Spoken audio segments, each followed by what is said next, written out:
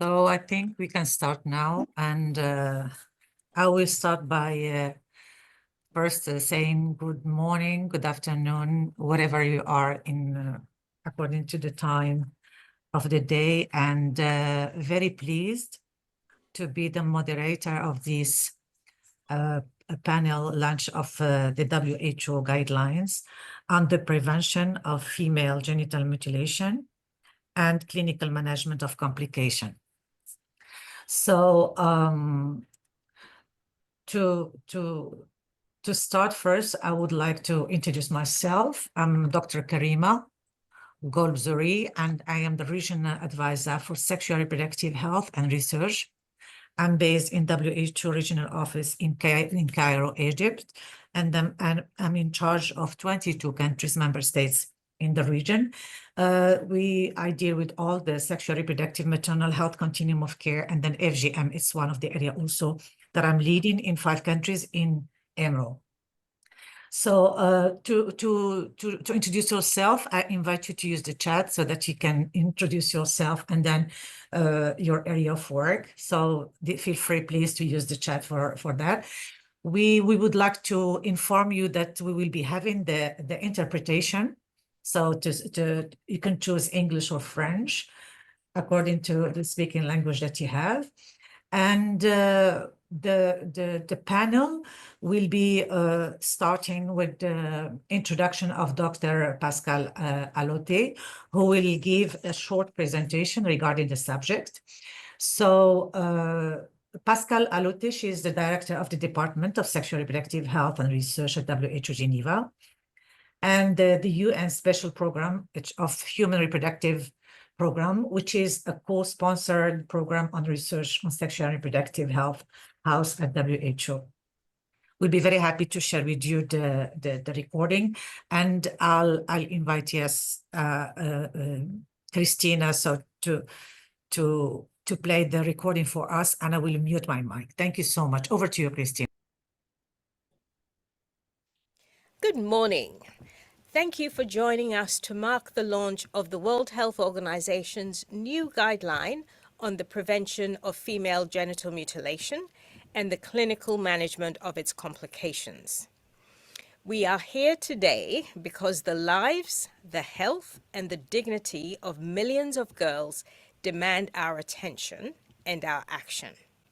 Female genital mutilation, FGM, affects more than 230 million women and girls alive today. Behind this staggering number are individuals, each with a name, a voice, and a future. Individuals whose rights were denied the moment a blade was taken to their bodies, often without consent, without information, and without any possibility of choice. FGM is not a cultural practice. It is a public health emergency. It is a human rights violation. And it is a medical crisis, one that inflicts lasting trauma and suffering, both physically and emotionally, across a woman's entire life course. The health consequences are well documented and devastating, from chronic pain and infection to complications in childbirth, psychological trauma, and even death. These are not isolated outcomes. They are predictable, preventable, and entirely without medical justification. There is no health benefit, not now, not ever. The cost to health systems is immense, $1.4 billion annually, but the cost to a girl's future is incalculable. And while we have seen progress, while some countries have turned the tide, in many places, FGM remains deeply entrenched, woven into the fabric of tradition and reinforced by silence, fear, and misinformation.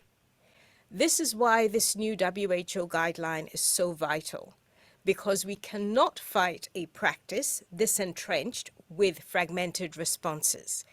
We need coordinated, multi-sectoral, rights-based action, and the health sector must lead. Health workers are at the front lines. Especially in primary care, they operate at the intersection between health systems and communities.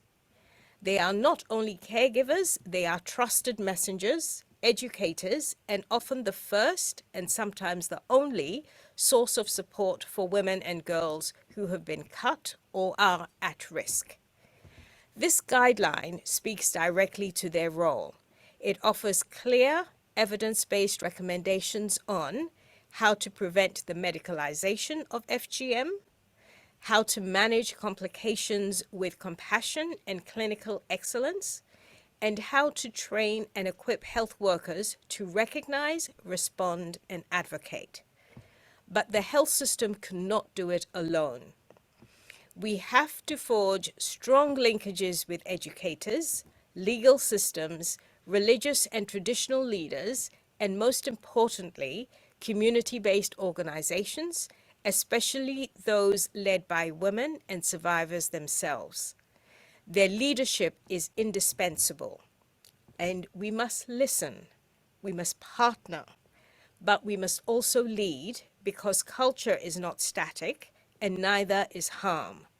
Practices once accepted can and must be challenged when the evidence is clear, when the voices of survivors are loud, and when the collective will is strong.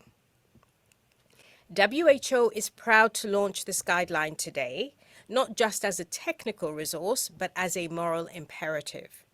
It outlines a pathway forward, rooted in prevention, grounded in care, and committed to the full realization of girls' rights. We know what needs to be done. The question is whether we will act boldly and together to do it. Can we please commit to a future where no girl has to fear the blade? A future where every woman has access to care and respect, a future where tradition is never used as justification for pain. It's time for us to do what is right and to end FGM, and I hope the guidelines help. Thank you. Thank you so much, Dr. Pascal, for this very, very important and very clear messages in this video, highlighting, of course, the importance of the health system, but also its multi-sectoral issues. And then it is also about commitment, convergence, and then all the key relevant partners they have together and be committed and engaged to stop this harmful practice. So after the presentation of Dr. Pascal video, I would like to introduce Mrs. Ritika Dal, who will provide us with the keynote remarks. I'm pleased to introduce her. Dr. Ritika Dal is the head of gender equality at NORAD, the Norwegian Directorate for Development Cooperation. She leads Norway's international efforts in gender equality, focusing on the development aid investment targeting areas such as sexual reproductive health and research, gender-based violence, and political and economic rights, in addition to broader integration of gender equality in bilateral aid. Ritika, you are invited to proceed with your presentation, and then you will have 5 minutes for sharing these key inputs from your side. Over to you, please. Thank you so much. Thank you so much, Dr. Karima. Warm greetings from Oslo. It's such an honor to be with you all today, and I'm so delighted to see so many of you online. Dear friends and colleagues, today marks a significant milestone in our collective journey to end female genital mutilation with the launch of WHO's updated guidelines. These guidelines are pivotal, offering evidence-based, right-centered approaches to eliminate FGM globally. We commend WHO, the Human Rights Programme, and its partners for their leadership in this crucial area. Norway continues to be a staunch supporter of the global movement to end FGM, recognizing it both as a development priority and a moral imperative. Our commitment is reflected in our recent action plan on women's rights and gender equality, which prioritizes the elimination of gender-based violence and harmful practices. To this end, Norway has allocated over 10.4 billion kroner to support sexual and reproductive health and rights, including 760 million kroner specifically for combating harmful practices for the period 2020 to 2025. While the financial commitment is being fulfilled, we recognize that funding alone is not sufficient. True change must originate within communities, which is why we emphasize support to local grassroots organizations, especially those led by women, to challenge social norms and support girls' and women's agencies, whether at community level or country level, and alongside boys and men. Strengthening governance systems and delivering on quality health and education systems are also essential to protecting women and girls in every conceivable way. We are proud supporters of multilateral partners such as WHO, UNFPA, and UNICEF, alongside a plethora of civil society organizations in aligning global efforts for sustainable impact. The WHO guidelines address the concerning trend of FGM medicalization, reinforcing that FGM is a violation of human rights that cannot be justified in any medical context. These guidelines are positioned within existing health sector initiatives, providing robust recommendations for prevention and care services to affected and at-risk populations. We face growing challenges that exacerbate risks to girls' rights and bodily autonomy, whether from pandemics or protracted crisis to climate change and funding constraints. Meeting the global target of ending FGM by 2030 means we must act swiftly and collaboratively, ensuring that international actors create space for local leadership, invest in enduring systems, and work with government accountability. In closing, let me say we know what works. This is about coordinated, sustained action grounded in human rights and community engagement. Please know that Norway remains firmly committed to the full eradication of FGM. Let us make sure that this shared goal becomes a bold reality. Thank you so much again, and over to you, Dr. Karima. Thank you so much, Ritika, for this very brilliant presentation and for emphasizing on the importance of the collaborative work, and then put the FGM prevention as one of the priority and at different levels. So thank you so much. And now we will move to my dear colleague, Dr. Cristina Palito. She will be presenting the new guidelines. And of course, this is a very, very, I would say, precious document to all of us, because I know it went through a contribution of many, many experts throughout the globe. And today, we are so pleased and so happy and delighted to be able to launch it with all the colleagues. As you all know, Christina is a scientist and a technical lead on harmful practices at WHO. She works in the development of sexual and reproductive health and research at WHO and the Human Reproductive Program in Geneva. So the floor is yours. I'll give you the mic, Christina, so that you can introduce us the new guidelines regarding the prevention of FGM. Over to you, please. Thank you.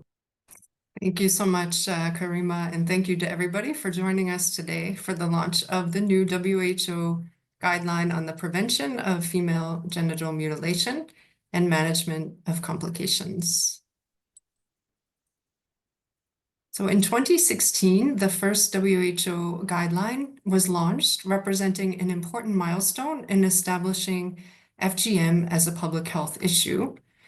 These guidelines were in response to the health system's need for guidance on how to support women and girls already affected by this practice, on the lack of standards of care or training for health workers on FGM-related complications, and on the political commitments by member states. And this includes both the 2008 World Health Assembly Resolution and the 2012 UN General Assembly Resolution, both of which called on member states to take urgent action to support the abandonment of FGM through multi-sectoral actions and also to ensure high-quality care for women and girls already affected.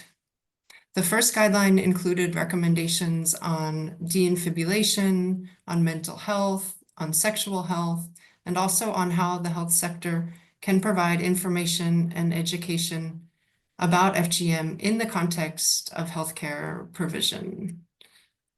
Next slide. So the previous guidelines were the basis for the clinical handbook, which was published in 2018. And this handbook includes chapters on how to identify and manage each type of health complication associated with FGM, as well as guidance on effective communication strategies for health workers when discussing FGM with their clients and patients. Next slide. So understanding the health complications of FGM is an important element in developing guidance and tools for managing complications. I want to draw your attention to this recently published paper, which compiles all available evidence from all existing studies on health complications of FGM using meta-analysis methods. You can access the paper online. Next slide. Why the guideline was updated. So this guideline that's being launched today is an update, and the reason we updated it was because we identified emerging evidence that could help us to update the existing recommendations from the previous guideline. It also responds to the evolving needs of stakeholders who are implementing programs and policies, and enables us to have an evidence-based approach in developing those programs and policies. It's also recognition of the role of the health sector in FGM prevention. So not only in management of complications, but also how the health sector can contribute to prevention efforts as well. And it also is intended to promote linkages across sectors and settings. So the guideline itself addresses both health sector response and prevention, but also how other sectors can be involved in those efforts as well. So next slide. So any WHO guideline follows a series of steps to ensure that the recommendations are evidence-based and that they consider the needs of affected populations, and also that they respond to the needs of those who are implementing programs and policies, as well as other stakeholders. So the first step is to first determine the scope of the guideline. And in this case, we did this through a scoping exercise and reached out to a wide range of stakeholders and made this link publicly available to get input on how we could best inform the updated guideline and the recommendations. Then there's the establishment of a guideline development group, and the guideline development group is a multidisciplinary group of experts who represent different stakeholders and different geographic regions, with a focus on ensuring that affected populations are the central focus in formulating recommendations. The evidence is identified and reviewed by a team, an evidence review team. In this case, there were 10 systematic reviews conducted of quantitative studies and 4 systematic reviews of qualitative evidence that informed the recommendations. The evidence is then assessed using standard criteria that's used for all WHO guidelines to assess the risk of bias in the studies that are informing the recommendations.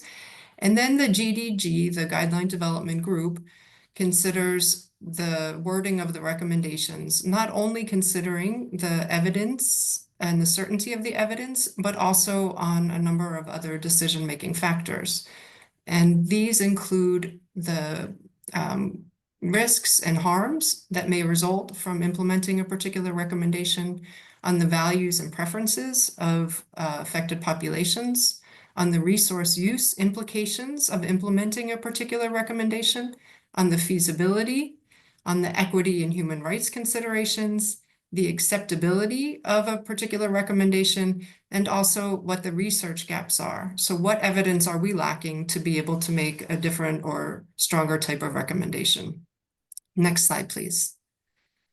So this next, this revised guideline that we're just releasing today is structured around 6 domains that were defined during the scoping exercise. And these include the training of health workers and how to provide access to capacity building resources to improve their knowledge and skills, both for FGM prevention and management of complications. Second, the creation and enforcement of laws and policies against FGM, including codes of conduct for health workers. 3, the education of women and girls living with or at risk of FGM, as well as men and boys from communities that perform FGM. 4th, deinfibulation for women with type 3 FGM, including the timing of deinfibulation.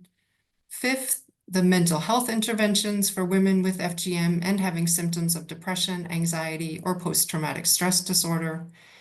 And finally, the sexual health interventions for women and girls with FGM experiencing sexual dysfunction.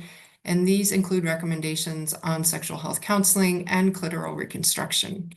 So now to get into the content of the recommendations. The systematic review for this first domain considered evidence on interventions to increase health worker knowledge on FGM, as well as skills in providing compassionate care, on managing complications, and on the prevention of FGM and how to counsel clients and patients on FGM prevention. The first recommendation is that health workers should be trained in approaches to prevent FGM and manage FGM-related complications. This was a strong recommendation. It was based on moderate to very low certainty evidence. The second recommendation is that in addition to training, health workers should have access to capacity building resources, including information, education, and communication materials and job aids, such as clinical guides, handbooks, algorithms, flowcharts, anatomical models, and other digital or print resources explaining the types of FGM, the associated complications, and their management. This was a strong recommendation with very low certainty of evidence. And in terms of implementation of these recommendations, it was noted that training programs should be contextualized. They should address health worker values and beliefs around FGM, and they can be done in a number of different formats and modalities, and the content may vary depending on the needs of a particular setting. Can also be provided in the context of pre-qualification of health workers, but also for those who are already in practice. Next slide. So states have an obligation to respect and protect and fulfill the rights of women and girls by eliminating harmful practices. We developed 2 best practice statements around the laws, policies, and codes of conduct. And just a brief word about what a best practice statement is as opposed to a recommendation.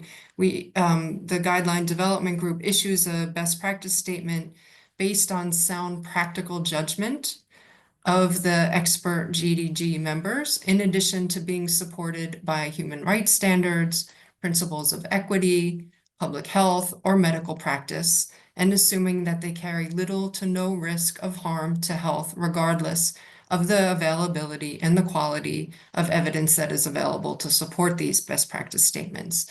So the first best practice statement is that laws and policies that protect and support women and girls who have undergone or are at risk of FGM should be developed and enforced, ensuring they are applied to health workers. Professional codes of conduct for health workers should be developed and enforced in compliance with a zero-tolerance approach to FGM aligned with human rights and ethical principles. Now, we know laws and policies are foundational in enabling stakeholders to take action towards abandonment, and that codes of conduct for health workers form the accountability mechanisms that ensure that they are promoting the rights of the populations they serve and not doing any harm. They also ensure that health workers adhere to the medical ethics of do no harm. Next slide. So this domain relates to individual and group health education or counseling sessions that may occur at health facilities or are community-based and can include awareness-raising activities. the following recommendation was issued. Women and girls living with or at risk of any type of FGM, as well as men and boys from communities that perform FGM, should be provided with educational interventions such as group health education in health facilities and/or outreach settings, including in humanitarian settings and among refugees, one-on-one FGM education, information sharing, or FGM prevention counseling. So this was a strong recommendation with very low certainty evidence. And a few points on implementing this recommendation. As with all the recommendations, it needs to be contextualized to specific settings and consider the beliefs and traditions in a particular setting. The content and modality may vary, but affected communities should be involved in the design and implementation of these community education programs, and care should be taken to avoid stigmatization and discrimination of specific groups to avoid any marginalization. When targeting men and boys, it's very important that the interventions are gender transformative and that they address underlying gender inequality and any restrictive gender norms in a particular setting. And we do know that men and boys play an important role in driving the practice, and it's important to include them in the design and implementation of these education programs. Next slide, please. So I now move into the section on management of complications for women and girls who have already undergone FGM. We have 2 recommendations and 1 best practice statement in relation to defibrillation. And for those who don't know, defibrillation is a surgical procedure that's carried out to reopen the vaginal introitus in women living with type 3 FGM. It is performed to improve their health and well-being, and also to allow intercourse and/or to facilitate childbirth. So the first recommendation is that defibrillation is recommended for women and girls with type 3 FGM. This is a conditional recommendation based on low certainty evidence. And while there was consensus among the guideline development group that the benefits outweigh any harms, a conditional recommendation was issued given the lack of availability and limited capacity to perform defibrillation in many settings. It does take some skill building to perform this, and that is why this was considered a conditional recommendation. The next is that either antepartum or intrapartum defibrillation can be considered to facilitate vaginal birth in women with type 3 FGM.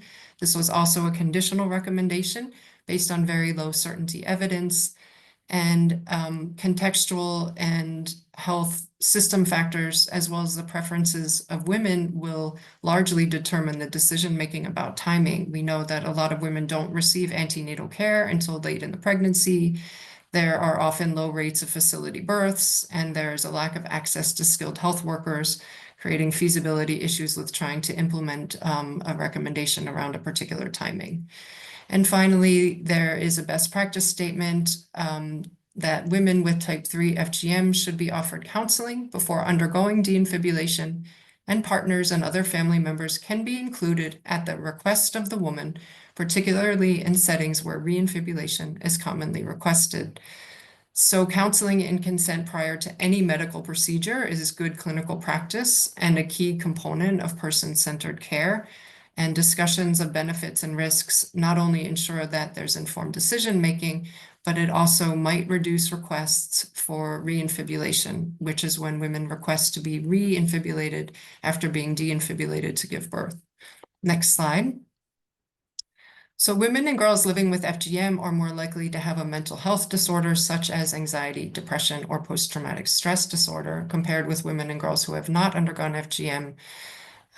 We have a recommendation that states women and girls who have undergone FGM and who are experiencing symptoms consistent with anxiety disorders, depression, or post-traumatic stress disorder should be offered mental health interventions that are adapted to their needs and consistent with WHO's Mental Health Gap Action Program guideline. So WHO already has guidance on how to provide mental health support regardless of the source of the mental health disorder. And this recommendation aligns with that existing guidance. And mental health support, of course, should be contextualized to the specific needs of the patient and should consider the health systems factors, especially since there is often a lack of well-trained or specialist mental health practitioners in many settings where FGM is practiced, and there may need to be task shifting to non-specialist providers. And yeah, next slide, please. So the right to the highest attainable standard of health also encompasses sexual health, and 2 recommendations were issued for this domain. Sexual health counseling is suggested for preventing or treating female sexual dysfunction among women living with FGM. This was a conditional recommendation based on very low certainty evidence. This recommendation was issued considering the increased risk of sexual health complications linked to FGM, but it should be contextualized depending on the setting, the resources available, and the preferences of the woman and her partner, and on the particular type of sexual dysfunction or sexual health complication a woman presents with. And finally, the recommendation on clitoral reconstruction is that clitoral reconstruction surgery is suggested for selected women living with FGM. This is a conditional recommendation with very low certainty evidence. Now, despite the very low certainty evidence, the guideline development group felt that a recommendation was needed to respond to the high demand for the procedure, and also because of the promising findings in terms of clinical effectiveness. But in order to implement this recommendation, standards of care that respond to the preferences of affected communities are needed to contextualize this. It's important that expectations on clinical outcomes are aligned with actual harms and benefits of a particular procedure. The guideline development group strongly endorsed implementation of sexual health counseling as a precursor to or in conjunction with clitoral reconstruction surgery, and that a multidisciplinary team should support women taking into consideration biological, sociological, psychological, and relational approaches to sexual health in conjunction with psychosocial support. Next slide, please. So to summarize some of the key points from this new guideline includes an expanded scope, highlighting the need for linkages across sectors. Health systems need to support and build capacity of health workers to prevent FGM and manage complications. There's a critical role of health workers as advocates, educators, leaders, and allies in FGM abandonment efforts. Various forms of information sharing, education, and communication should be considered to reach at-risk and affected communities with clear, accurate information with the aim of preventing the practice. Detecting and managing complication remains a key component of the health sector response, given the magnitude of the problem and the health complications associated with it. There still are a number of important research gaps for each of the domains covered in this guideline, and evidence-based programming requires strong evidence. Next and final slide, I would like to end by sharing some of the ways that all stakeholders can support the implementation of this guideline. So there's a role for everybody in supporting regional and national adaptation and dissemination of these evidence-based recommendations, implementing multi-sectoral programs and policies that promote both systems-level change and community-level actions towards abandonment, promoting evidence generation in the development, implementation, and scale-up of effective strategies for FGM prevention and care, and also continuing the advocacy at a global, regional, and national levels with evidence-based messages. There are a lot of people to thank. This was really a group effort in developing this guideline, and this page is not long enough to cover all of that, but you can see the full list in the guideline document itself. But first and foremost, I need to thank the guideline development group, which was an incredibly committed and knowledgeable group of experts with wide representation from different regions and types of expertise. There was an evidence review team based out of Calabar, Nigeria, but members of the team were around the world. The full list is in the guideline. We had a methodologist, a WHO steering group with a lot of fantastic colleagues with a lot of expertise in many areas. My colleague Vernon Mochache contributed from the beginning, from the scoping to the final writing of the guideline, and deserves special credit. And then the guideline review committee also ensured that the guideline was up to the very high standards of all guidelines produced by WHO. We also had great peer reviewers and also funding from the government of Norway, HRP, and WHO. And I invite you to access the document, which went live today on our website. There's a QR code here where you can access it. There are also 2 web annexes that have more information about the studies and the grading of the studies, as well as the evidence decision-making process that went behind the guidelines. So I thank you and turn it back to you, Karima. Thank you so much. Thank you so much, dear Christina, for presenting the WHO new guidelines on the prevention of female genital mutilation. This is really, I would say it's a very precious opportunity for all of us, so that all united and all converging on the key elements to combat this harmful practice. We might give you like 3-4 minutes for the colleagues if they have any queries. So Christina, if Moran can see, for example, if we have questions in the chat box, so that we can, yeah. If not, you can just raise your hand if you have queries regarding the presentation we had so far. Thanks, Karima. I see one question here about whether we will have links to the studies on the health impacts. Yes, we can share the link to that study. We can also, if you want to see links to the studies that inform the guidelines, that's also in our web annexes and in the reference list. So all of that information is publicly available. And that can be accessed there. Just scrolling through the questions if there's anything else, but please flag. And then also, Anybody Christina, we else? will share the presentation, all the documents and all the presentation that we will be having today. We will have a SharePoint that is going to be shared to all our participants after this meeting. Absolutely, absolutely, yes, we'll share everything. There is one question, dissemination for country. Yes, we will do that. So usually once we finish, the SharePoint can go to all our member states, starting by the region, because we have 6 regions. So for example, EMRO, yes, we will be disseminating to all the countries we have.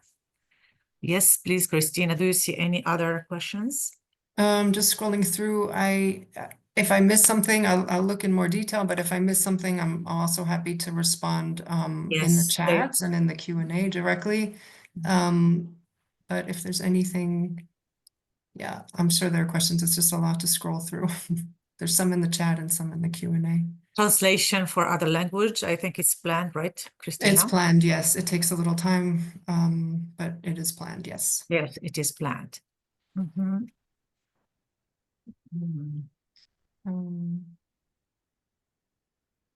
I see something about challenges in implementing the guidelines. I think one of the challenges I would say is that there are a lot of competing public health issues that ministries of health are dealing with in many countries. And I think that that speaks to the importance of really trying to integrate the content into existing sexual reproductive health programs, into universal health coverage programs, and ensuring that these activities are integrated into trainings of health workers before they even qualify for their to practice. So it's really key to integrate. Also, coordination is another key element, because having standalone programs is not the most effective and sustainable way to implement. But I think there are a number of great partners at a country level and regional levels and global level, and working together, I think we can have greater success with implementing. Any other questions coming up?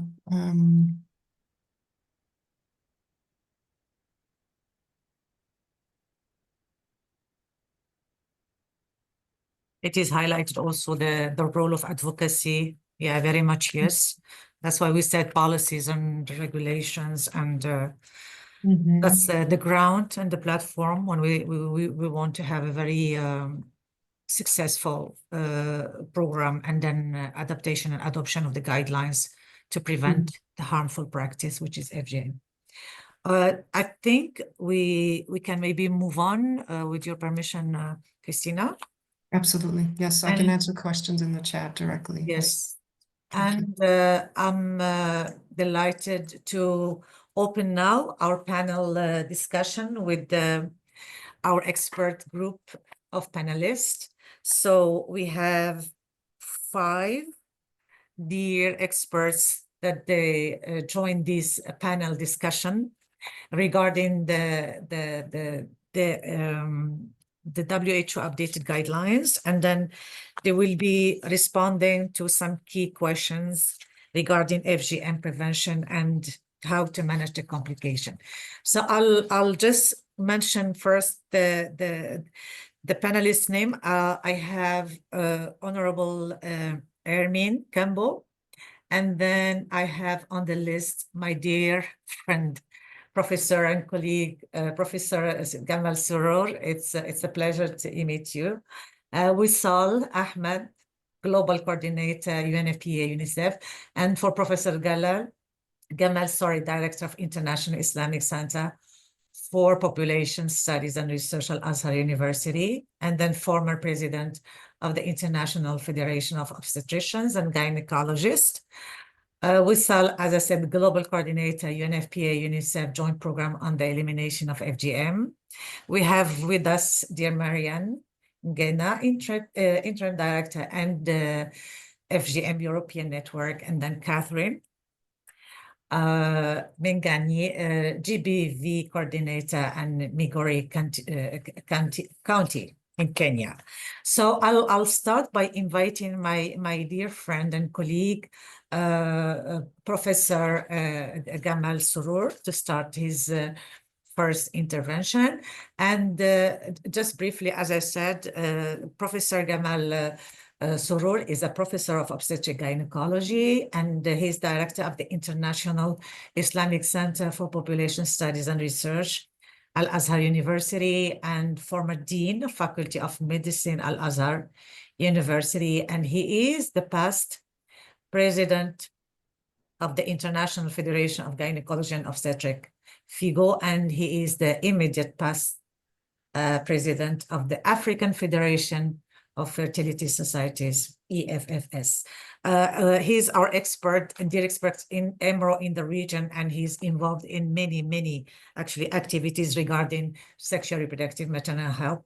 It's a pleasure to have you, Professor. And then I will start by the first question, which is being a former president of FIGO, and as an obstetrician gynecologist yourself, you bring an important perspective in reaching obstetricians and gynecologists to be part of the solution in ending the female genital mutilation medicalization, both in Egypt and in other countries of the world.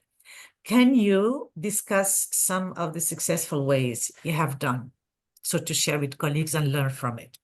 Over to you, Professor Surur, please. Thank you very much, my friend, Pleasure to Dr. see you. Karima. And I would like to thank WHO for inviting me to this very important webinar.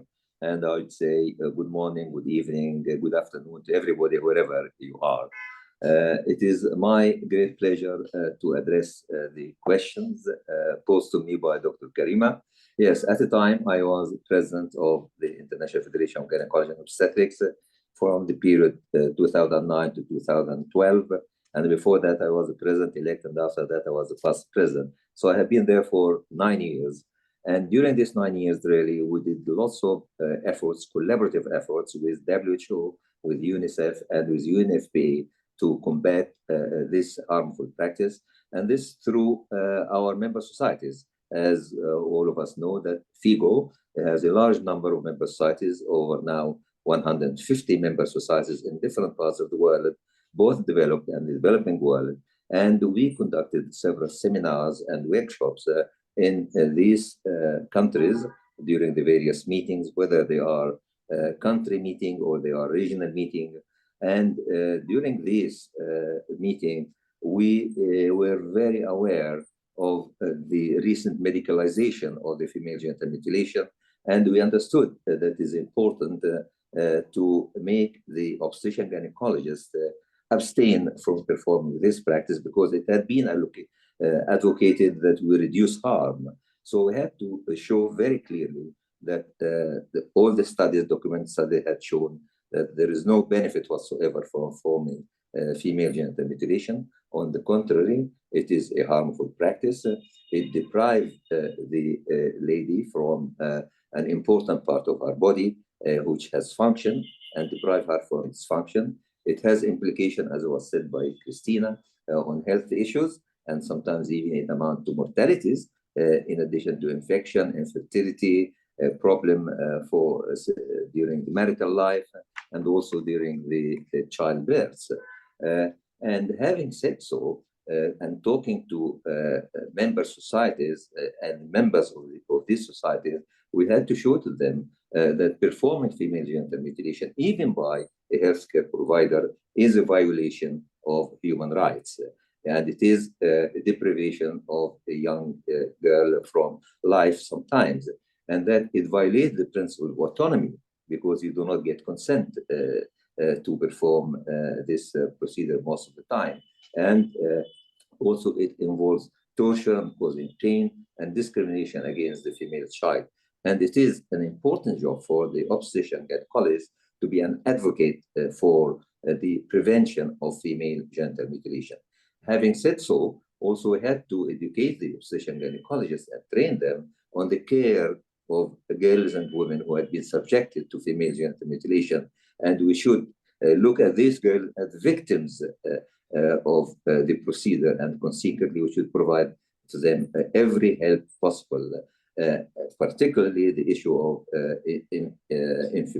infibulation. And for women who have been infibulated, we should counsel them during the antenatal care, or if we saw them before they got pregnant, about re-infibulation and the proper time for doing re-infibulation, for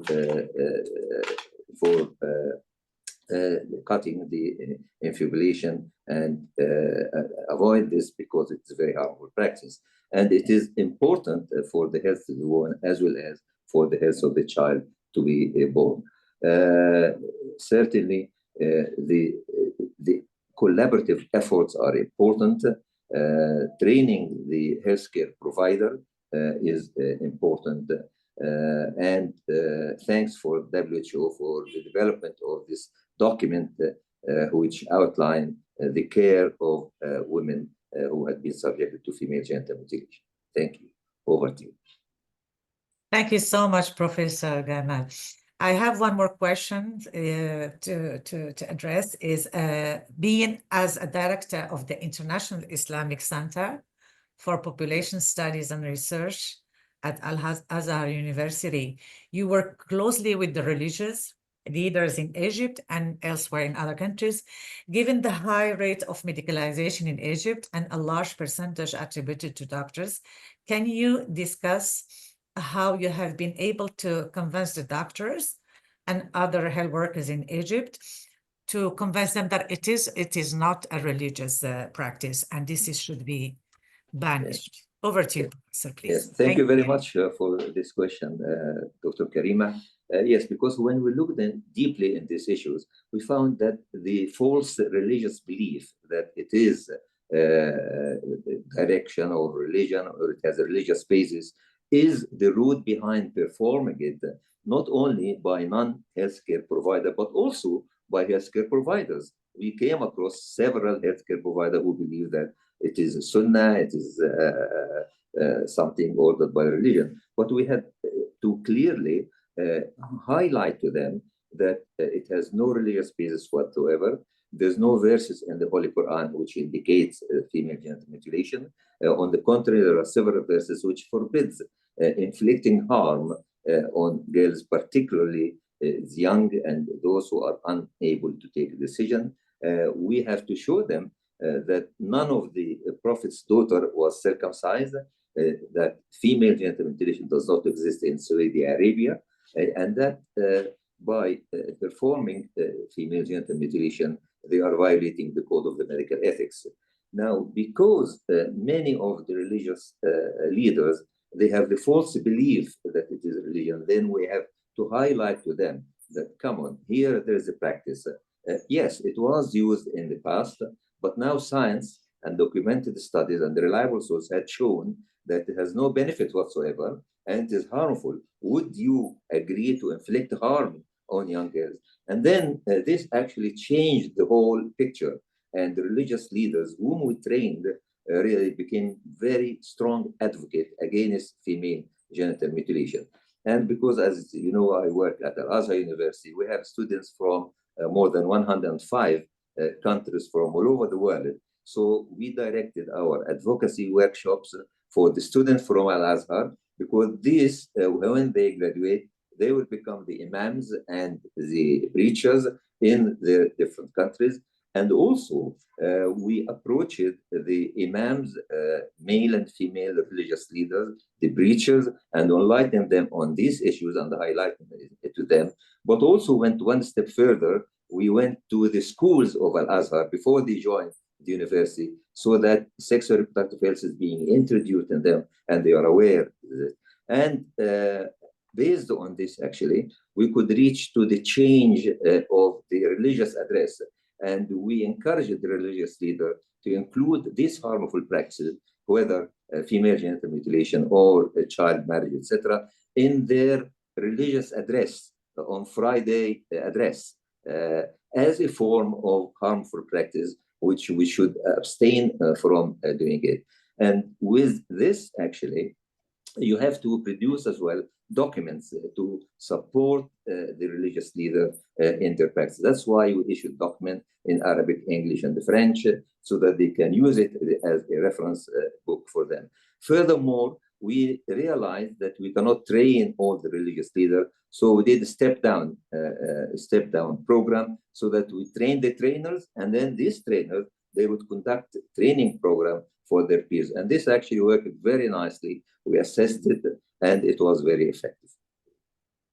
Thank you. Over to you. Thank you so much. And this is very brilliant, because I see that the role of the religious leaders are very, very important, and we can consider them one of the pillar of, to prevent FGM. Capacity building, as it was mentioned by earlier by Christina, for health worker, but also, yes, very much important to consider training and capacity skill strengthening for our religious leaders, and then the imam, and it is spread. I fully agree. And I know, Professor Gama, you've done very, very great work in the Islamic countries that we have in EMRO and beyond EMRO, even in Afro. So thank you so much for your inputs, and you will allow me now to move to the next speaker and next panelist, and I will give now the floor to Honorable Ermine Cambo, and I will briefly, she's a specialist rapporteur on child marriage and other harmful practice, African Union.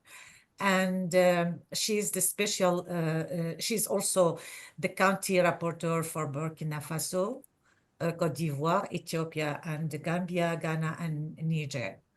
Honorable Kembo is a magistrate who has served in the government in various senior capacities. So you will allow me, Honorable Hermin, to start with the first question. Can you describe the role of the African Union in addressing the harmful practices such as FGM and child marriage? Over to you, please. And thank you. Well, thank you. Yes, thank you. Thank you, Karima, for having inviting me to this important webinar. I'm very glad to speak after Professor Gamal, because his words just goes straight in my heart, because it speaks to what I'm doing now with regard to many countries on the continent, and speaking to the African Union engagement and commitment on these issues. I like to say that this commitment stems from the Agenda 2063, the Africa We Want, which is a global policy of the African Union, which has an aspiration 6, of a continent where there is gender equality and where rights of women and children are being respected. And stemming from that, there are various policies document that has been developed, and those also policy orientations. And with regard to child marriage, the first policy orientation was the campaign to reduce child marriage, which was launched in 2014, and which was initially planned for 3 years, but it was later on extended. A part of that, I think our leaders also adopted the African Common Position on child marriage in 2015. So based on that, we develop an accountability framework on child marriage.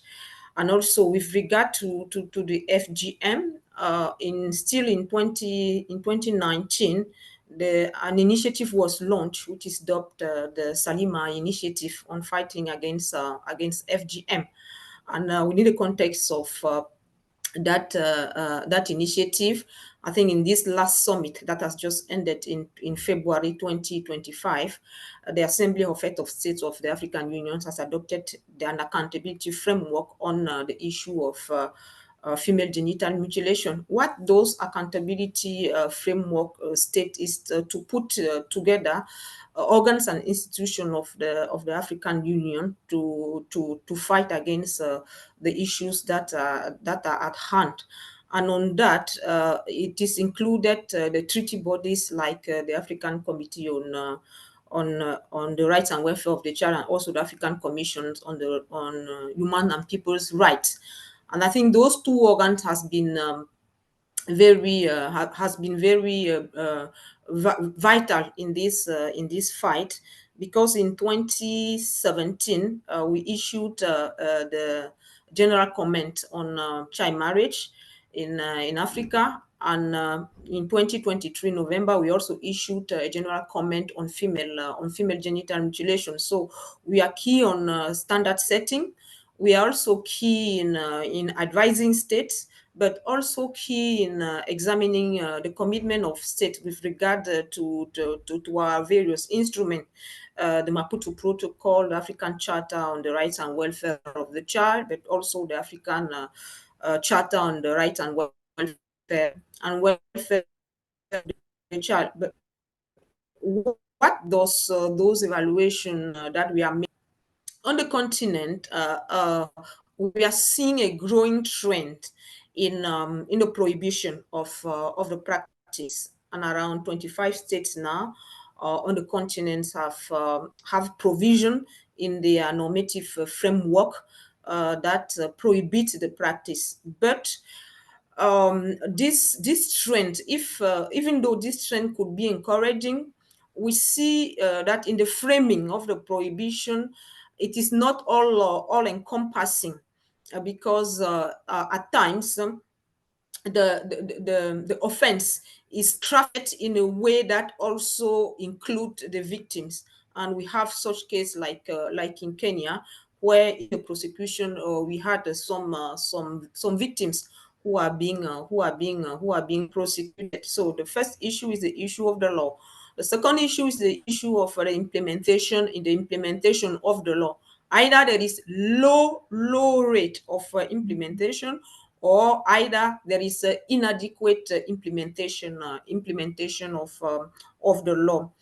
And another point that I would like to mention is the issue of tradition and the issue of religion.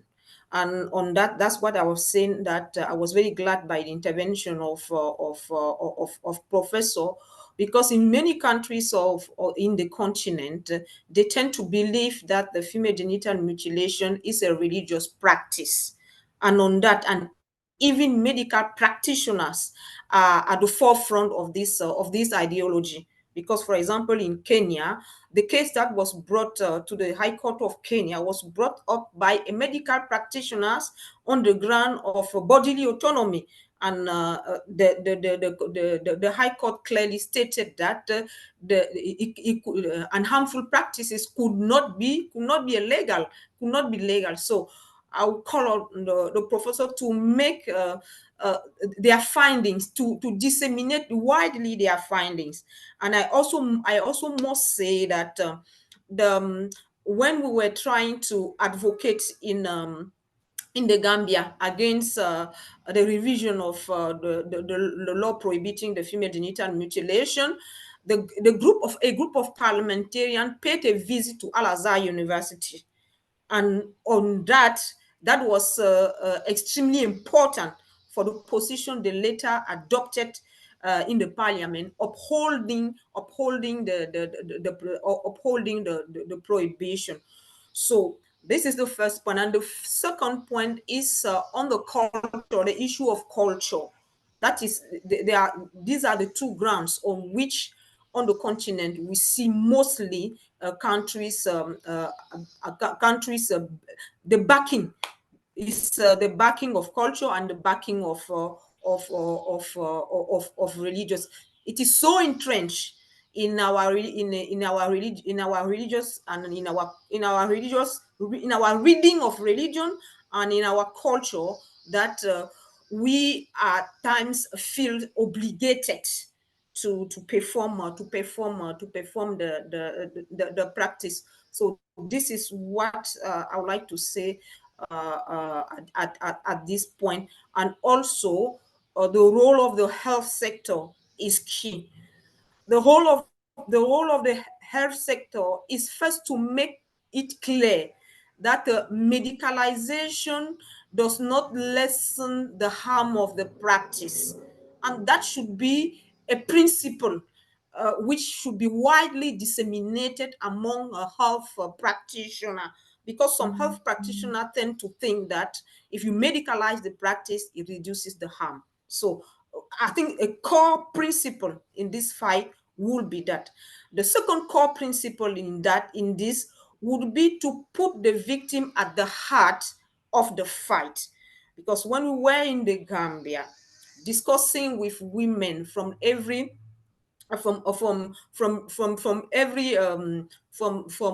discussing with women from different walks of the societies, women were questioning and answering and asking us, what are we talking about? Who is discussing the matter? How this matter, which concerns us, is being discussed by other people? So they wanted to be at the forefront, at the core of the debate. So that's these elements I think I should throw to the table, because it speaks to the current dynamics of the problem within the continent as I know as of now. Thank you. Thank you so much, Honorable Kembo, because this was very, very important to see the importance of disseminating using all the key channels so that we can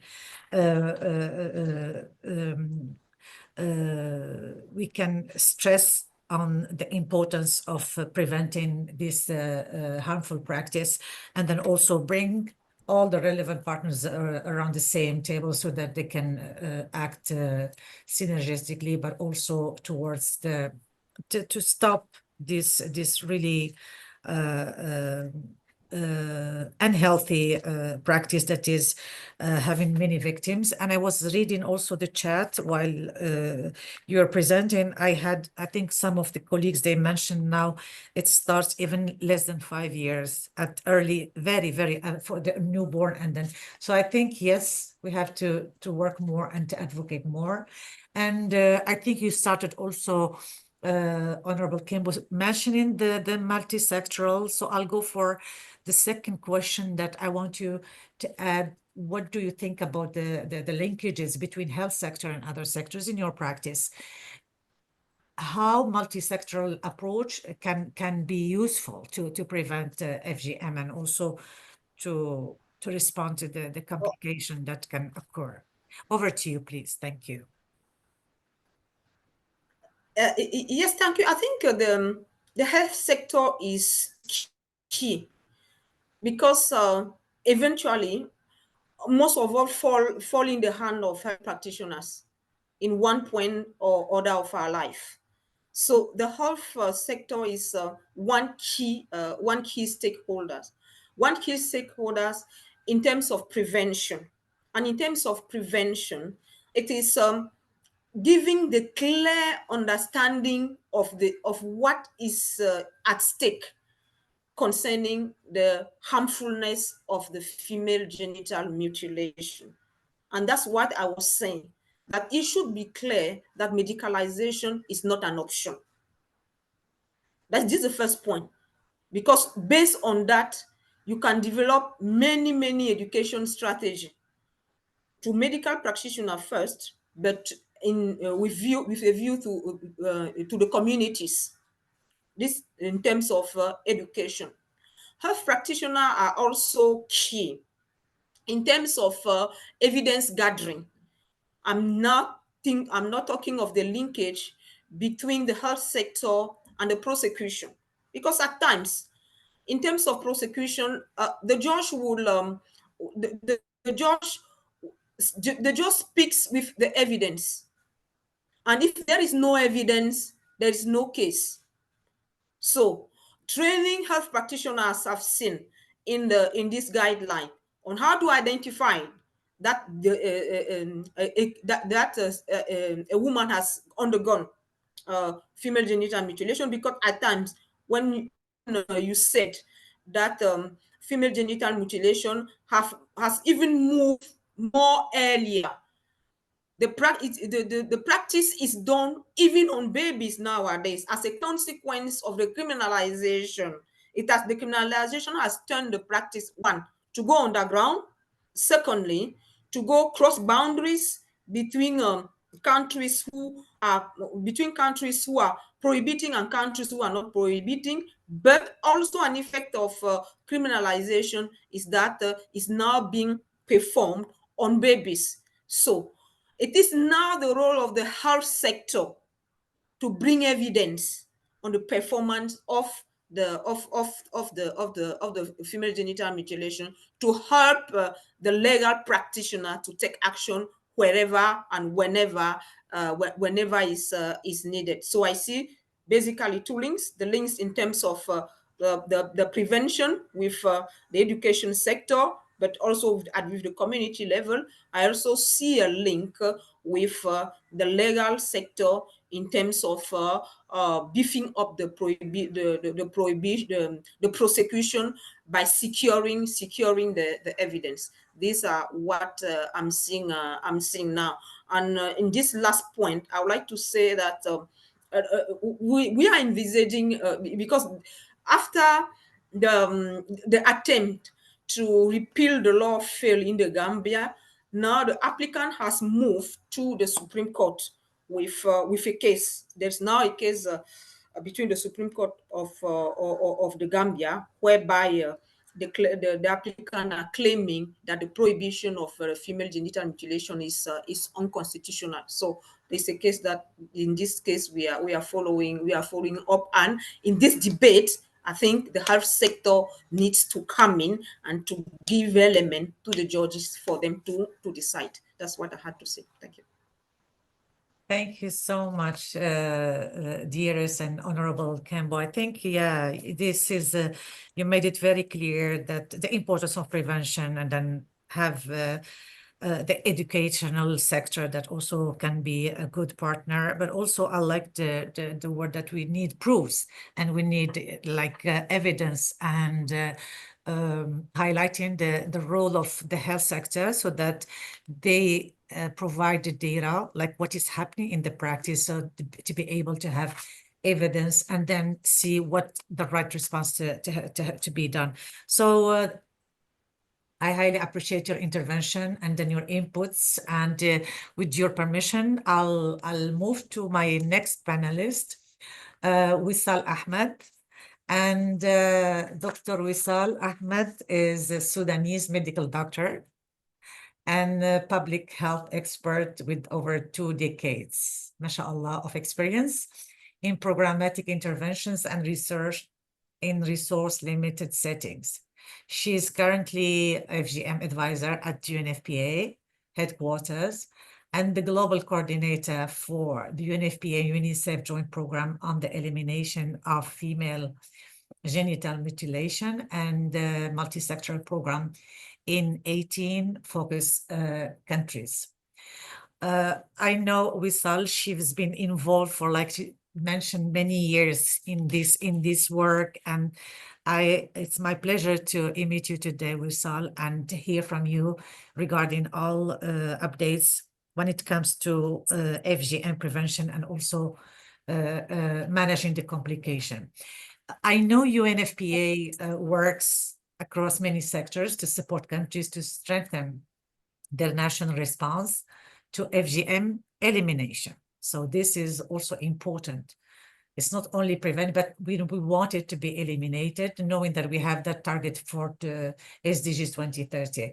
So how can these new guidelines complement and support the work that is happening in the health sector or other relevant sectors? So how they complement each other? I'll give you the floor, and then we'll go for the next question after your response. Thank you so much, and over to you, Wissal. Thank you, Dr. Karima. I'd like to first start by congratulating WHO in this rigorous scientific exercise that generated 8 recommendations and 2 best practices. We at UNFPA are particularly pleased to have contributed to its development, and it is timely as we near the 2030 goal of FGM elimination, and are committed to disseminate its contents as well as its uptake through our country offices and respective partners at all levels. This guideline is complementary to the FGM elimination efforts to, as you said, UNFPA's core transformative results, as well as our lead role together with UNICEF in the largest global program that supports governments down to grassroots level, accelerate results in ending FGM in 18 focus countries in Africa and Asia, as well as provide technical and on-need basis support to any of the 94 countries where FGM is reported. So at country level, we support the social, education, health, religious, economic, and political sectors to develop and implement interventions that range from policymaking to laws, to social protection services, education where girls and boys learn about the harmful effects, human rights violations, delinked from religion, as well as the religious sector where we work with clerics to delink religious beliefs from FGM, as well as work with grassroots and frontliners. So WHO recommendations specifically on community health education emphasizes that the need to continue using this approach as we implement community-level interventions together with the gender transformative and human rights approaches. And I'm pleased to share in 2024, close to 37,000 frontliners have been applying this approach together with 320 implementing partners, and over 12,000 organizations have implemented this. So this is really good news from the WHO guidelines. When it comes specifically to the health sector, we support interventions that target health workers, be it strengthen the prevention, protection, and care services, whether it is at facility, at community level, and work with systems through professional training programs, regulation accountability, information systems, referrals to appropriate sectors such as the legal or the social protection services. Again, we have a large coverage. Over 200 training institutions have mainstreamed FGM content into the curricula and continuing professional development programs. So the additional recommendations from these new guidelines that emphasize the preventative role the health workers can do, as well as the timing of the de-infibulation, will need to be underscored in this curricula and updated. So this is something else we would be working on. And the additional recommendation of providing sexual health counseling, we will continue promoting this integrated within UNFPA SRH services in all the countries and territories where FGM is reported. So finally, the best practice about health workers regulation from the guidelines complements our existing work as we align FGM laws with human rights and bridge it with the professional code of conduct. Thank you. Over to you, Karima. Thank you so much, and I congratulate you, NFPA, for the great work that you just mentioned done related to community health intervention. I'll link my second question to this subject because I want you to add more regarding the best practices for linking community engagement with the system level changes. So, from your experience, what do you see like the best way to do the linkages and be successful at the end to prevent this practice? Over to you. Thank you so much. Thank you. I just wanted to preface my response by first saying that communities and organizations are interconnected systems. So one change in one part can affect the other. And we cannot forget health workers and other frontliners from other sectors are part of these communities and are affected by the existing values and norms. So the engagement is not only within the systems where they work or they provide services, it also has to happen at community level within their social systems. So we know from our work and from evidence also that community dialogues with parents, with leaders like traditional, religious, even health workers can change attitudes and create an enabling environment at the community and within the systems for them to operationalize and interact. We also know from population surveys from 15 countries that mothers are the decision makers, they're the determinants, whether a girl undergoes FGM. So this is an area that needs to be sort of prioritized, this subpopulation, as we work with them at community and within health systems, if this is where, where they link. Another example I wanted to share is the mutual accountability between the community and services. For example, the community surveillance committees, which comprise of women leaders, youth advocates, not only champion FGM elimination efforts, but they are the eyes of the community and they link and monitor the girls who are at risk or the girls and women who have undergone FGM with the services, with the health workers, with police, with teachers. So they complement each other. The media and social marketing is also very effective in changing social norms and attitudes. And this again creates an enabling environment for systems change. And I just wanted to conclude by not forgetting innovative solutions. They play an important role in linking communities to prevention, protection, and care services. One example is a Smart RR, a mobile application that we supported through seed funding from UNFPA, that it has features to connect the users to share their stories and seek assistance comfortably and confidentially. So it connects FGM survivors or those at risk at the community level with medical professionals and fosters a supportive community. And as of the year before, we need to update the data, close to 8,000 users use this app and over 1,200 cases were supported. Over to you, Karima. Thank you so much. That was a very, very clear and very rich, highlighting the importance of all the linkages that can link, like you said, CSOs with the health service. Thank you so much. And with your permission, I'll move to the next panelist. I know we are tight with time. So my next panelist is Marian Ngine. So it's a pleasure to have you, Mrs. Marian Ngine. Our dear Marian, she is the interim director of the END FGM Europe Network, with more than a decade of experience in women's leadership, gender equality, and in international cooperation. She holds 3 master's degrees in public law, gender studies, and Political and Social Science, Population and Development. It's a pleasure to have you with us as a panelist today.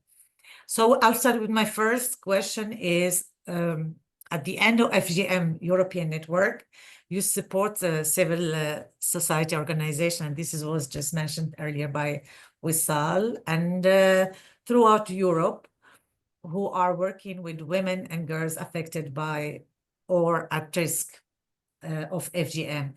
Can you describe your new eCampus platform, and particularly the module aimed at health workers, and how it helps to engage the health sector in FGM prevention and response? The mic is yours, and thank you so much. Over.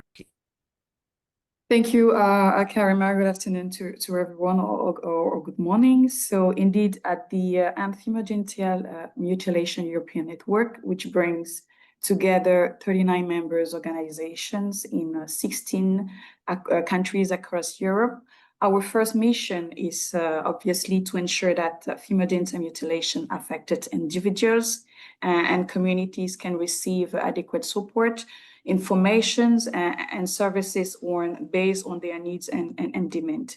And at the Secretariat of the Anti-FGM European Network, we also ensure this by maintaining a strong relation with EU policymakers and bring to their attention the topic, its consequences, impacts of FGM, and also how and why it is a European and a global issue of fundamental right and gender-based violence, and as it was earlier mentioned, violation of children's rights, as not as an African or traditional culture. So talking about a global issue, we just released the updated version of the report, Female Genital Mutilation, a call for a global response. So you will have the link in the chat shared by my colleague. So through the influence of EU policy, we have been able to get increasing recognition of the issue and the way to approach it. And this prioritization comes also through the allocation of specific funding toward the prevention of female genital mutilation. So the EU, through its funding stream dedicated to eliminate violence against women, has also funded our awareness raising and prevention projects, such as the End-FGM Campus portal and the previous one, United to End Female Genital Mutilation. So the End-FGM Campus, it's an European it's a European knowledge platform offering practical skills in supporting victims and survivors of female genital mutilation. And this platform has been developed, in partnership with some of our members, the Mediterranean Institute of Gender Studies in Cyprus, the APF in Portugal, the Cyprus University of Technology, GANS Belgium, and IDOS and us. And this platform, it's a unique opportunity to learn in a user-friendly way how to interact with FGM-affected individuals, survivors, and girls as at risk, especially when when you are key frontline professionals such as healthcare and other frontline professionals like asylum, migration workers. And this End-FGM Campus, it's a free multi-language online learning platform, which is currently available in 5 languages, in French, in English, in Italian, in Greek, and in Portuguese. And this platform build and strengthen the capacity of professional, especially healthcare professional, and support survivor by providing high quality, comprehensive, holistic, and interdisciplinary theoretical and practical knowledge on female genital mutilation. There is 5 modules, which are a specific module on health. With a specific module on health. And we will have a workshop on the 13th of May on this platform. So we will dive deeper into each module. So I invite you also to register, and my colleague will share the registration link with that. So yes, with this specific module on health, so we bring this interdisciplinary, theoretical, holistic knowledge. And yes, so this is what I have to say. To add on that, This platform also provides users who successfully conclude the modules and course with a professional certificate that can be used and validated, for example, to validate a competency into the forms of professional training or as an integration of university classes. I saw here we have a lot of institution, university, health, and and a lot of and more broader institutions. So we really also encourage you to all subscribe to the platform and go through the 5 different modules. We have the specific on specific module on health. We also encourage you to check out how we can, how you as an institution, all the participants here can also endorse the platform, because this is crucial phase for this platform. Now that the platform is ready for use and fully operation, it's also very important to ensure that as many people and professional, especially healthcare professional who can benefit from it, are aware of its existence and can use it. So we will of course also integrate the new guideline in this health modules to ensure that to give the resources also to the user. So we will also very much welcome the feedback on the user or the use of this of the platform, so we can improve this platform and share positive impression from those who took the course. So the link will be shared in the chat. So thank you.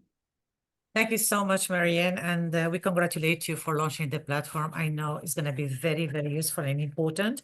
And also, thank you for planning to add the WHO updated guidelines, because it's going to be also very useful to ensure the dissemination at large scale. I'll just go for one more question, if you allow me, which is about how you ensure the networking between the CSOs and then the women that are affected by FGM, and you make sure that they receive the support services. So practically, how do you do it? Over, please. Thank you. Yes, thank you. Our members work consistently with FGM-affected community, in particular the community-led organization who play a key role in creating contact within FGM-affected communities and engaging with relevant authority to integrate good practices in their approach. So through our monitoring of the work done by our members at local, national level, we have been able to map different good practices across Europe that we continue to push for in our online mapping. 2 of the good practices, for example, that I can highlight here are first, through community engagement mechanism. So formal governmental or local administration platform that allows institutional representative policymaker to be in regular contact with FGM-affected communities representative, so that measures that can be designed for their benefits target their actual needs and demand adequately based also on their inputs. So which applies the principle of nothing about us without us. So just as Honorable Kembo mentioned earlier. And second, by availability of multidisciplinary support services that adopt a holistic healthcare approach. For example, in Belgium, there are 2 specialized multidisciplinary health services that provide holistic support to FGM survivor and are included in the health coverage. So we have those 2 services in Belgium. We have CEMAVI, which is the Centre Médical d'Aide aux Victimes d'Excision in Brussels, and also in Ghent, which is UZ. So those 2 centers adopt a multidisciplinary approach to care for survivor. The teams include psychotherapists, sexologists, gynecologists, and also midwives. However, challenge remains. There are no, let's say, there are geographical limitations. Specialized services are, those 2 specialized services are often concentrated, in few urban areas. And there are also administrative barriers for undocumented migrant women often cannot access these services for free, which is also a major gap in inclusive care provision. So that's why as a network, we are keeping and we are continuing to push to include those marginalized and undocumented migrant women in those healthcare access strategy, and as also the new guideline WHO also mentioned. So yes, at NFGM EU, we work to map, to promote, but also to scale up these good practices across country through advocacy and capacity building projects amongst our member to ensure that women have access, to ensure that FGM affected where communities or girl at risk or FGM survivor receive the necessary support services based on their needs and their demand, because we believe that bridging community voices. I'm here. Can you? Okay. Because we believe that bridging community voices and institutional mechanism, it's also it's a key to providing survivor-centered, high-quality healthcare supports. Thank you.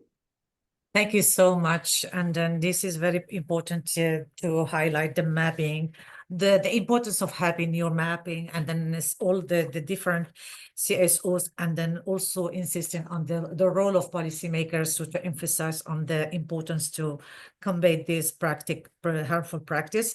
And I think you showed very good that it is feasible and then also practical when it comes to the community level. Thank you so much for that. And then I'll move now, with your permission. I'll go to Catherine Chacha. And Catherine Chacha Mengani, a seasoned healthcare professional with a BS in nursing and a master's in field of epidemiology and laboratory training, with over 16 years of expertise in sexual and reproductive health and GBV FGM prevention and advocacy. Currently, Catherine, she is serving as the County GBV Prevention and Response Coordinator in Migori County, Kenya. Catherine has been instrumental in a policy development, curriculum development, and community initiatives to combat FGM and gender-based violence. Thank you so much for joining us as a panelist, dear Catherine. And we will have the first question. It's about your experience as a nurse. You were engaged and you worked directly with women who have experienced or they were exposed at risk of FGM and gender-based violence. Can you describe some of the approaches you have used to prevent FGM in the context of providing routine care? So how did you do it? So I'll give you the mic and thank you. Over, please. Thank you so much, Dr. Karima, and apologies for my video.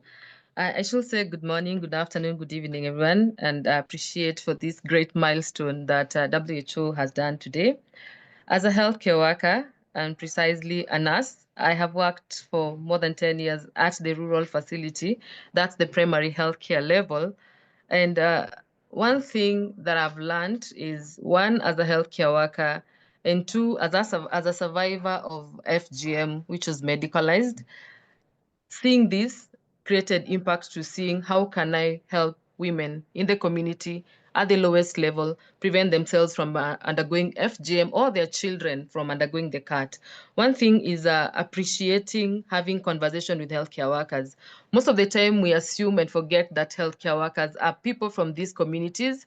Some of them are survivors of FGM, or some of them are coming from a community where the social cultural norms are so strong and they need to abide by them to survive in that community context. So having conversations with them so that they understand medicalization is a no. Even if they come from that community, they have to change the cycle. They have to realize that FGM is a human rights issue and there is no medical benefit of it. And then I've also engaged in having routine health education to women or men or anybody attending the health facilities.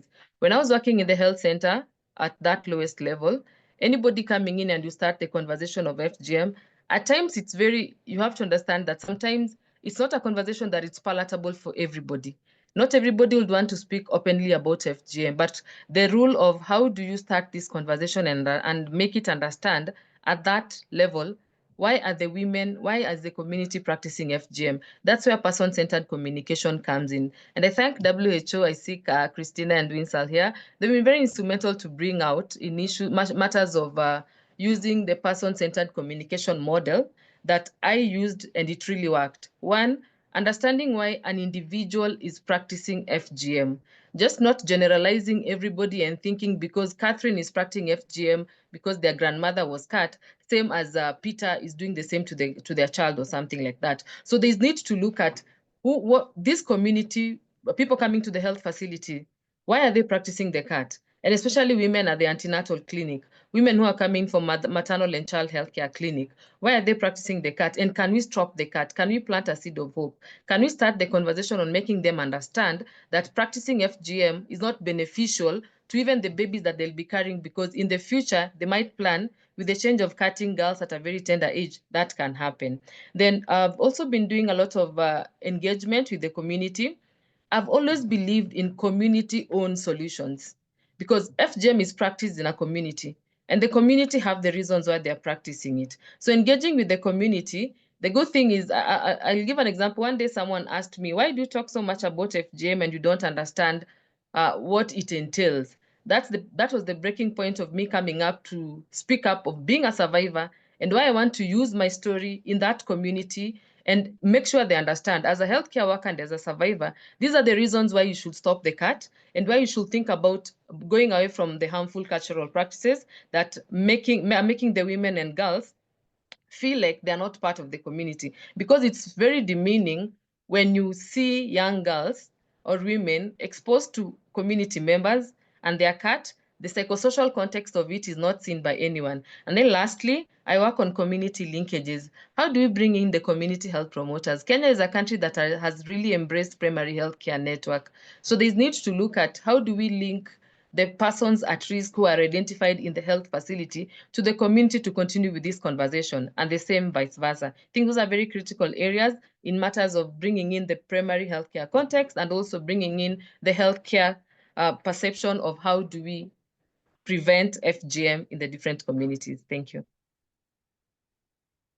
Thank you so much. That was very, very insightful because it's so practical and then straightforward that, like you said, I like the word community-owned solution. Yes, very much yes, because it's a key platform if we want to ensure a good prevention and then also a good response to banish the FGM. And then also why it is practiced, and then by at the community level, and the linkages, like when they come to our health system services, what do we have to provide so that to make a good prevention of the practice.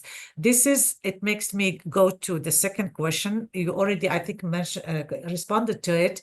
I would like to hear more about the how when you tackle, for example, in being currently the GBV coordinator in Migori County in Kenya, how can we ensure now a health systems, and you mentioned it earlier, including the workforce, the health workforce, they are prepared to address this combination of FGM and GBV issues?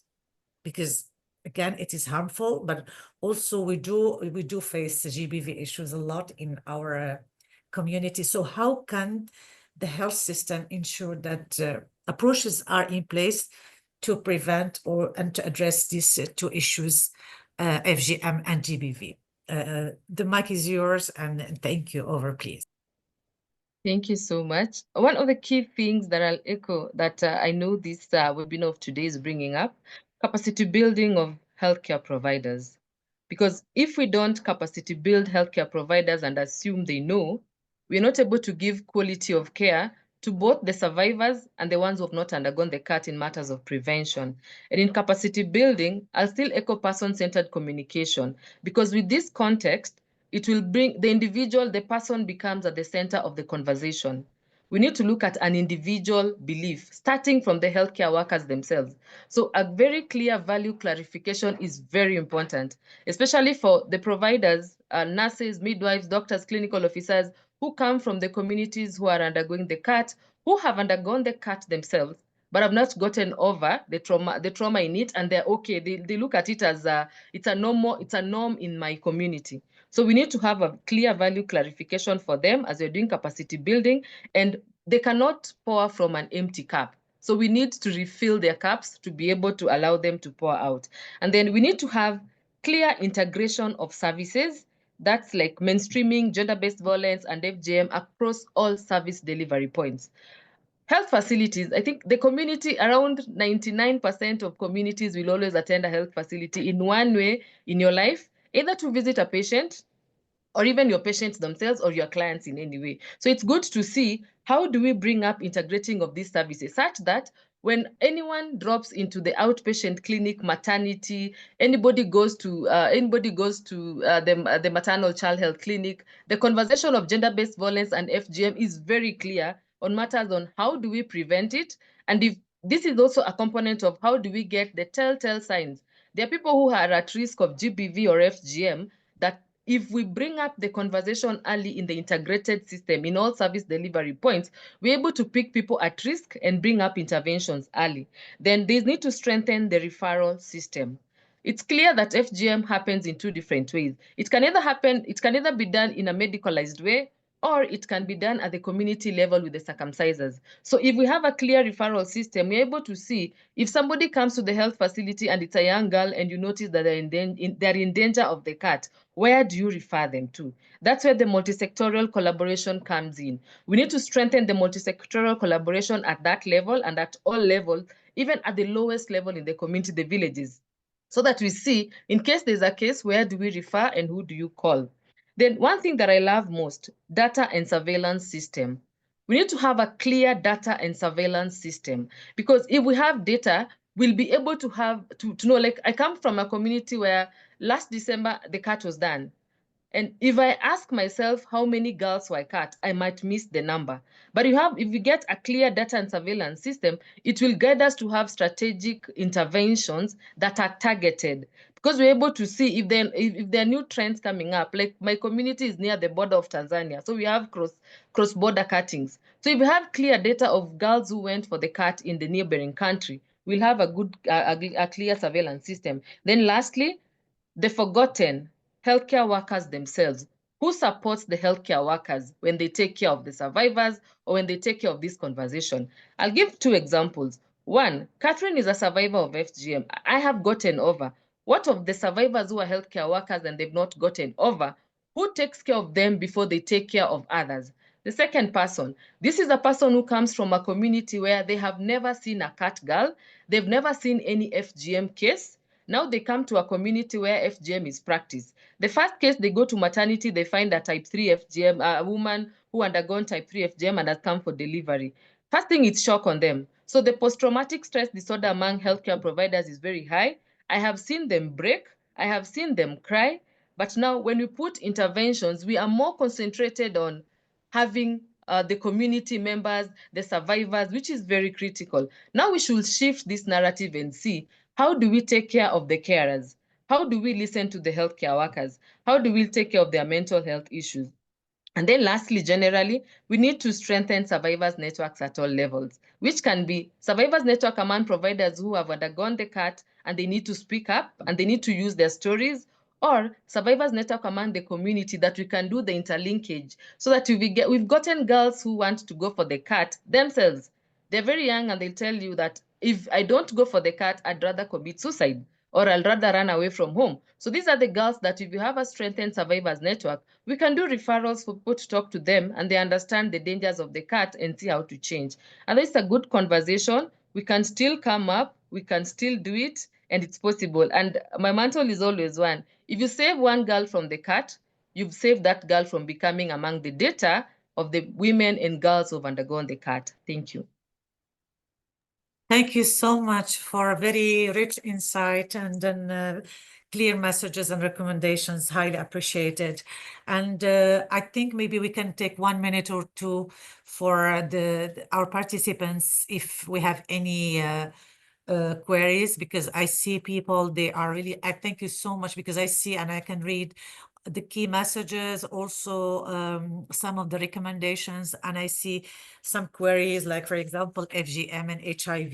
I've seen also, like we mentioned earlier, the problem of starting this issue less than newborn and less than 5 years. Christina, do you have any questions that from the participants, I mean, from the chat box that you want to share? I've been responding to some of the questions directly, and there are a few for participants. I saw one question that was looking for the materials that Gamal had mentioned about working with religious leaders. So we can follow up and provide those materials. I know there are a lot of questions about wanting other resources. I've been trying to provide links to those. Some really good comments about, yeah, a lot of really good comments and questions in here. And I think there's a lot of room for more discussion. I know we are short on time. The interpreters have kindly agreed to stay on a bit longer, but we do need to wrap up at the top of the hour. So I don't know if anybody has any final questions or a question that they saw in the chat from our panel that they would like to answer live, but really we have, 2 minutes, I think, realistically. Thanks, Karima, for managing this time.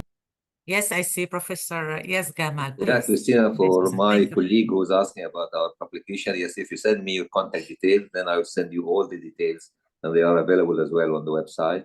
And the UNFPA, UNICEF offices as well in your country can provide you with this document because they have it as well. Thank you so much. Highly appreciated, Professor Gamal. So I see also Wissal. Yes, please. Thank you. There was a question about has the humanitarian context been taken into consideration to the new guidelines? Yes, I think all the special populations was discussed in the guideline development group. I just wanted to confirm that. And yes, there are several resources and we're happy to share, as Professor Gamal said. Thank you, Wisal, for flagging that. That definitely was. We did do one of the qualitative reviews related to providing prevention and care services in the context of humanitarian settings as well. So we had some literature on that, and that was also discussed during the guideline development group. And the chair from the guideline development group, Professor Gamal, has his hand up.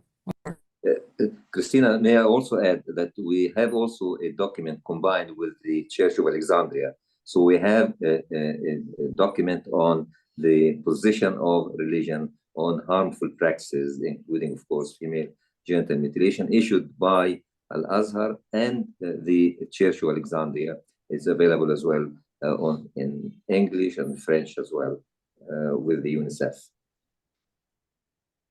Thank you so much. Yes, Christina, you want to add something, please? No, just thank you to Gamal. Okay, so thank you. I think I reached the stage to close the panel discussion, and I will start by thanking all my panelists for their great interventions and inputs and insights, and for very feasible and practical recommendations that can align in various settings, and also stressing on the multi-sectoral and then how everybody should be involved to be able to prevent this practice. Just to be on positive note, I mean, many accomplishments they were achieved during all the last decades, but because it is a complex social issue, we still face sometimes the numbers, they are decreasing, but still we are facing some of our girls to face this practice. That's why I would like first to start by thanking you, Christina, and your team and the WHO headquarters, because I know you've done amazing work. So to be able to develop this WHO guidelines on the prevention of female genital mutilation and clinical management of complications. This is really a great document, and I thank all people who will be supporting us and helping us to disseminate and to reach all different levels and to be used by the maximum of providers and all different people, and then concerned people at different layers of the health system and other sectors. I will thank all my panelists. I will thank also every single person who joined us in this meeting.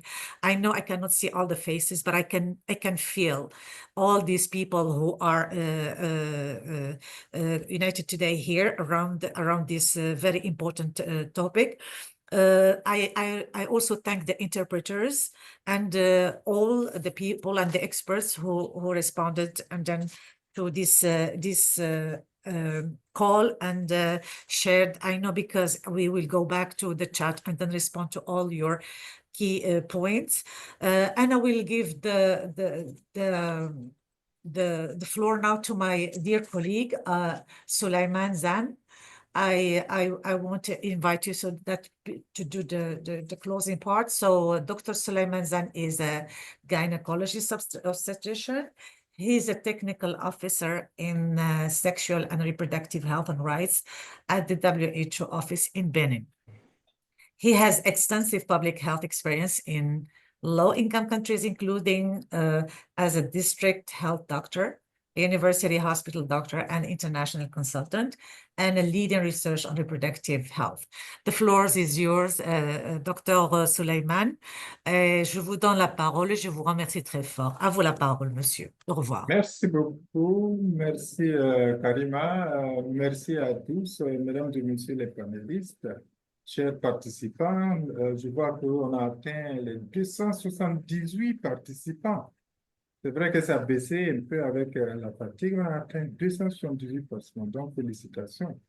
Et comme Karima l'a dit, c'est au nom de l'équipe RMH, Reproductive Maternal and Health, du bureau régional de l'OMS pour l'Afrique, que je prends la parole.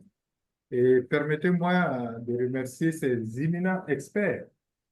J'allais dire l'expert et les expertes, parce qu'il n'y avait qu'un seul dans le panel, donc le gender balance, nous l'acceptons, a été respecté, n'est-ce pas, Karima? Alors, donc, je remercie ces experts, panélistes qui ont accepté d'accorder de leur temps pour animer cette thématique qui constitue un problème de santé publique de par sa répartition mondiale et ses conséquences dramatiques pouvant aller jusqu'à la mort, ça a été rappelé. Remercie également les partenaires privilégiés. Il s'agit des gouvernements, des partenaires des Nations Unies, des organisations non gouvernementales, les chercheurs, les donateurs, en particulier l'Agence norvégienne de coopération et de développement, elle est partie, c'est pour certainement des impératifs. Les mutilations génitales féminines sévissent particulièrement en Afrique de l'Ouest, de l'Est et du Nord-Est. Il a été rappelé, les statistiques ont été rappelées, et il faut ajouter que près d'une mutilation génitale féminine sur 4 est médicalisée. C'est énorme.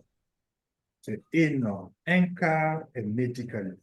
C'est pourquoi le rôle et la place des prestataires de santé est plus que crucial, aussi bien dans la prévention que dans la prise en charge des complications. Cet important panel et les échanges ont mis en exergue, entre autres, des aspects suivants à retenir. Les mutilations génitales constituent une atteinte aux droits de l'homme et une violence sexuelle aux conséquences souvent dramatiques pouvant conduire à la mort. Elles ne sont fondées sur aucun principe tangible et il urge d'y mettre fin. Des outils ont été développés dans ces nouvelles directives de l'OMS, faites de recommandations et de bonnes pratiques fondées sur l'évidence et qui prennent en compte, en plus de la gestion des complications des MGF pour les anciennes directives, en plus, on a les aspects de prévention. Elle s'aligne en plus sur les recommandations de l'OMS en matière de santé mentale. Il faut tenir compte, santé mentale, et la santé sexuelle et reproductive des adolescents et des adolescentes. Elles abordent le renforcement des capacités du personnel de santé et la nécessité d'intégrer la lutte contre les mutilations génitales féminines dans un paquet de services de santé sexuelle et reproductive et faire partie intégrante des programmes de couverture santé universelle.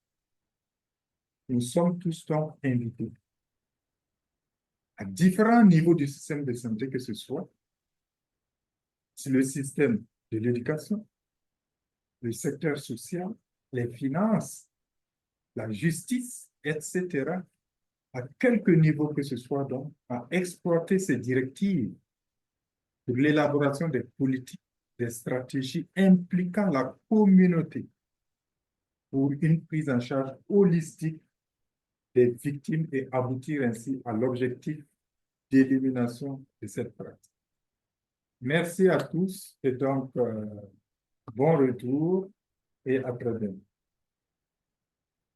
Thank you so much, Suleiman. Merci beaucoup. C'est très, très bien retenu. Et je vous donne la parole, Christine Nassi, pour la clôture. Over to you, Christina, please. Thank you. Thank you so much, Karima, and thank you so much to everybody, the panelists, to you, Karima, for the guideline development group, for the interpreters, all the support, and colleagues and friends who are joining.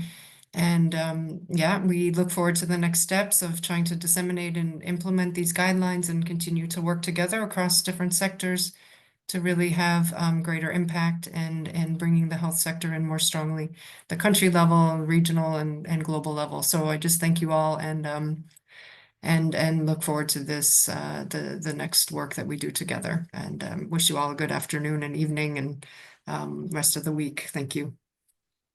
Thank you so much. Bye.